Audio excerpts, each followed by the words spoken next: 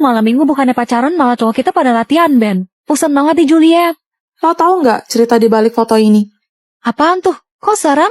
Jadi ada seorang ibu dan anak perempuannya yang pergi ke Target. Target itu kayak toko serba di dalam mall gitulah. Mereka ke sana karena anaknya perlu beli baju buat sekolah, sedangkan ibunya mau nyetok makanan buat sehari-hari. Sampai di sana mereka misah. Anaknya ke bagian fashion karena mau pilih baju kan, ibunya ke bagian makanan. Biar gercep ya? Udah dapat bajunya, si anak nyamperin mamanya, terus laporan. Mah, tadi ada tante aneh, deketin aku. Dia bilang, dia pengen punya anak kayak aku. Mungkin anaknya gemoy kali. Kelar belanja, jalanlah mereka ke kasir. Tapi tiba-tiba si anak nunjuk. Mah, itu loh tante aneh yang aku ceritain tadi. Pas mamanya nengok, ternyata itu patung manekin doang. Jadi mamanya cuma ketawa sambil geleng-geleng. Lagian ada-ada aja. Giliran mau bayar, si anaknya bilang, Ma, aku kebelet pipis. Jadi mamanya suruh dia ke toilet sendirian. Terus? Gak lama setelah itu, anaknya ngechat. Dia bilang tante aneh tadi ada di toilet. Cuma mamanya kan lagi riweh. Mamanya mikir, ini anak bercanda mulu.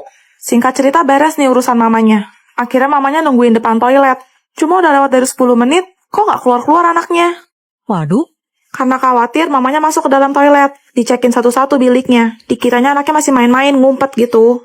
Tapi di satu bilik toilet, mamanya nemuin handphone anaknya jatuh di lantai. Pas diambil dan diperiksa, dia nemu foto ini. Ditangkap beberapa menit sebelum anaknya hilang tanpa kabar. Serius? Kasus ini benar-benar heboh sampai polisi ikut turun tangan, tapi hasilnya nol. Jadi anaknya belum ketemu sampai sekarang? Seperti biasa, tiap malam Jumat gue bakal ngundang tamu ke studio buat ceritain pengalaman horor mereka. Selamat malam, Juliet. Malam, Ceh. Silahkan. Ini adalah kejadian yang pembantuku alamin sendiri waktu dia baru nikah dulu. Oke. Suaminya tuh nelayan.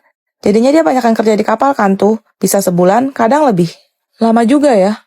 Hari itu malam Jumat, mbak aku denger ada yang ngetok pintu. Pas dibuka, ternyata suaminya. Dan karena kangen, mereka berhubungan. Hot ya pengantin baru. Pagi-pagi, suaminya udah hilang. Mbak aku mikir, oh mungkin udah pergi melaut lagi. Semenjak itu, tiap malam mbak aku selalu mimpi hal yang sama. Suaminya pulang, dan mereka saling melepas rindu. Tapi semuanya seperti nyata. Soalnya saat bangun, terasa sakit. Kok bisa? Suatu hari karena nggak tahan, mbak aku nolak, Ceh. Tapi katanya suaminya marah. Dan sosoknya langsung berubah jadi makhluk tinggi besar, berbulu hitam lebat, dan matanya merah menyala. Itu kan genderuwo. Mbak aku teriak baca doa sekuat tenaga. Ketika buka mata, dia ngeliat suaminya lagi berusaha bangunin dia. Terus, ceritalah mbak aku sambil nangis. Habis dengar suaminya bilang, dari awal nikah, dia baru hari ini pulang ke rumah. Astaga. Beberapa bulan kemudian, mbak aku hamil, Ceh. Hidamnya aneh, minta makan ayam mentah. Kok feeling gak enak ya? Tapi sayang dia keguguran. Terus waktu dukun beranak datang buat bantu keluarin bayinya, ada geger satu kampung. Kenapa? Bayi itu ditutupi bulu hitam lebat di sekujur badannya. Giginya udah tumbuh, dan itu taring semua. Apa? Jika kamu merasa kesepian, aku bisa menghiburmu dengan berbagi malam denganku. Happy birthday sayang. Makasih papa. Ini buat kamu. Makasih mama. Kamu sekarang siap-siap ya, kita mau rayain pesta ulang tahun kamu. Wah, asyik. Selamat ulang tahun, Tifa. Makasih. Kita main di sana yuk. Ayo. Kamu mau kemana, Tifa? Itu mah tempat yang ada pelosotannya. Zoe, kamu tolong dampingi Tifa ya. Baik, Tuan. Dadah. Dah. Yeay. Nona muda gemes banget. Mah, ada yang bisa aku bantu? Tolong ambil box coklat di gudang boleh? Kira-kira apa ya isinya? Ada mainan lama aku. Kangen deh. Apaan nih? Ya ampun, ini kan album foto waktu aku masih kecil. Astaga, lucu-lucu banget ya. Loh, udah sayang. Ma, waktu aku ulang tahun yang keempat, seingatku, aku ada main bareng sama anak cewek yang pakai baju biru. Rambutnya sebahu, poninya rata gitu. Tapi kok di foto ini aku cuma sendirian, Mah? Ternyata dia beneran datang. Maksudnya, kamu mungkin lupa. Dulu kita punya tetangga. Ini undangan pesta ulang tahun aku. Wah. Janji ya kita layain sama-sama. Aku janji. Tapi dia meninggal. Sehari tepat sebelum hari ulang tahun kamu. Apa? Selamat ulang tahun, Tifa. Seperti biasa, tiap malam Jumat gue bakal ngundang tamu ke studio buat ceritain pengalaman horor mereka. Selamat malam, Juliet. Malam, Ceh. Silahkan. Ini adalah kejadian nyata yang aku alami sendiri. Waktu tahun 2007, aku magang di kota tua. Di sana banyak bangunan bersejarah, bekas peninggalan Belanda zaman dulu. Suatu hari aku lagi keluar cari makan siang, berdua sama temanku, sebut saja M. Pas kita ngelewatin sebuah bangunan tua yang berbata merah, tiba-tiba si M bilang, pintunya kebuka, sambil narik tangan aku masuk. Nekat ya. Tapi aku gak nyesel, Ceh, karena arsitektur di dalamnya sumpah bagus banget. Terus kita foto-foto selfie gitu pakai HP. Bentar, 2007, HP-nya masih Nokia dong? Iya, jadi harus diputar dulu kameranya ke belakang. Ingat-ingat, baru aja aku sama M explore lantai 2, pas naik tangga, ada yang teriak. Ngapain kalian? Waduh, ternyata bapak itu juru kunci bangunan ini. Dia bilang, hati-hati, hantu nona Belanda sering terbang-terbangan di sana. Habis minta maaf karena udah nyelinap gak izin, kita berdua pamit pulang. Oke. Aku sama M lihat-lihat dong hasil foto kita di sana. Terus si M bilang, kok di belakang kita ada bayangan putih gitu? Cuma waktu itu kita pikir, paling itu salah cahaya, dan gak ambil pusing. Iya.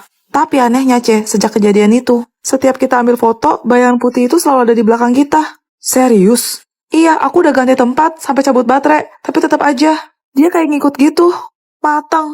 Karena takut aku cerita ke papa. Papa bilang aku ditempeli makhluk penghuni sana karena udah masuk tanpa permisi. Terus, papa aku suruh hapus foto-foto aku di sana. Dan benar aja, semuanya kembali normal. Bayangan putih itu secara ajaib menghilang. Beraninya kalian masuk ke dunia kami tanpa permisi. Ternyata namamu Munaro. Hah? Kamu? Kamu siapa? Kok kita mirip banget ya? Hah? Apaan nih? Gunting batu kertas? Oh, kayak main sweet gak sih? Kayaknya seru. Yuk. Apa? Hanya salah satu di antara kalian yang boleh hidup. Hah? Jadi yang kalah bakalan koit dong. Koit dong. Kalau gitu, batu, gunting, kertas. Doppelganger out. Jadi dia. Wow. Anjir, kita kayak kembar, bro. Yoi, keren dong. Keren apanya sih? Kalian tuh harus main buat saling eliminasi tahu. Hah? Oke, gunting, kertas, batu. Hah? Yes. Doppelganger win. Gawat, aku harus cari Snow. Snow. Juliet, Matang. sayang, Jangan mendekat. Di antara kalian berdua yang mana Snow yang asli? aku, Apa nama belakang aku? Kapulat, Sumpah mereka berdua mirip banget. Kapan tanggal jadian kita? 23 Maret. Oh, mereka bisa jawab di waktu yang berbarengan gitu. Aku gak bisa bedain keduanya. Kita tentuin aja. Siapa takut? Batu, kertas, gunting. Wah, Snow. akhirnya kita bisa bersama, Juliet. Syukurlah. Dia baik-baik aja. Tanda di tangannya itu. Jangan-jangan. Kamu udah tahu ya? 2000. Hoi, 2000. Beli. Takjilnya di Beli. Yang Beli masuk surga. Balik lagi sama gue di Spotify Special edisi Ramadan. Mari kita undang bintang tamu berikutnya. Selamat datang Bibi Jubaedah. Tolong kau kencangkan AC-nya. Kira kali aku. Naikin tuh AC-nya. Pertanyaan untuk Bibi Jubaedah. Bagaimana tanggapan Bibi mengenai para non-is yang nggak mau orang takjil di jam rawan? Tidak apa itu. Indonesia kan Bhinneka Tunggal Ika. Berbeda-beda, tapi tetap satu jua. Nanti giliran saja. Kalau pasca, habiskan telurnya. Biar ganti pakai kintir, joy atau apa lah terserah. Terus pas